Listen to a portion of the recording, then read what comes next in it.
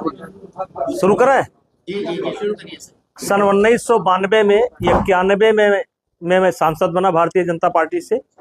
सन 1992 में मैंने एक नारा दिया, स्वस्थ गोंडा, साक्षर गोंडा और हरा भरा गोंडा।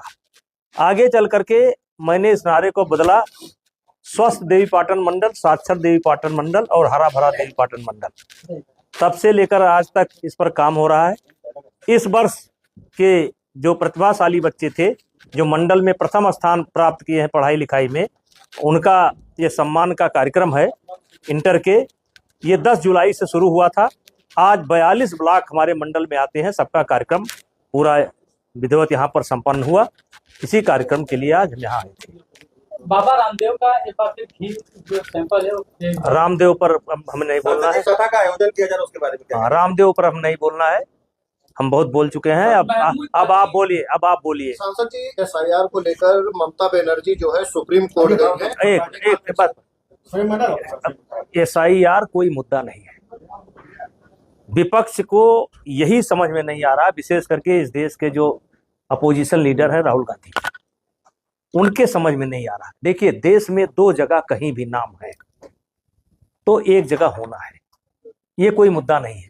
इसको हिंदू और मुस्लिम के नजरिया से भी नहीं देखना चाहिए। इसमें हिंदुओं के भी बहुत नाम कटेंगे और मुसलमानों के भी नाम कटेंगे। जिस औसत में लोग बाहर रहते हैं और 2 जगह मतदाता हैं, उस औसत पर ये नाम कटेंगे। रहा ममता बनर्जी का सवाल, तो वो जानती हैं कि बहुत से नाम ऐसे हैं जो बांग्लादेश से जुड़े हैं। प्रति वर्ष बांग्लादेश से आते हैं और यहाँ मतदाता बनते हैं, और बांग्लादेश में सुविधा उठाते हैं, यहाँ भी सुविधा उठाते हैं। तो इसलिए ममता बनर्जी को ज़्यादा चिंता है। अब उनकी चिंता का समाधान हमारे पास नहीं है, और वो तो कभी कभी कह देती हैं कि हम कानूनी नहीं मानेंगे, तो उसके लिए मेरे पास कोई समाधान नहीं। सांसद जी, आपने कहा है कि हम फिर से चुनाव लड़ेंगे, तो कहाँ से चुनाव आप लड़ेंगे? देखिए, मैं राजनीतिक व्यक्ति हूँ।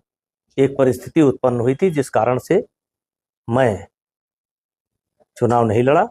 पार्टी ने मेरी जगह पर मेरे बेटे को लड़ाया। अब जो हमारे क्षेत्र की जनता है या हमारे प्रदेश की जनता है, वो मुझे सांसद के रूप में देखना चाहती है, क्योंकि मैं रिटायर नहीं हुआ था, रिटायर कर दिया गया था।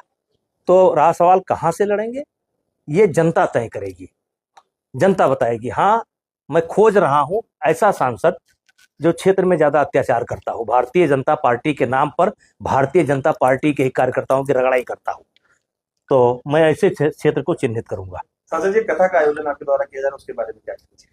देखिए, ये सदगुरु रितेश्वर महाराज जी के द्वारा एक कथा का आयोजन 1 जनवरी से लेकर के 8 जनवरी अयोध्या के निकट नंदिनी नगर में किया जा रहा है। कथा का विषय है राष्ट्र, सनातन और युवा। युवा, सनातन और राष्ट्र, क्योंकि युवा बहुत विचलित है।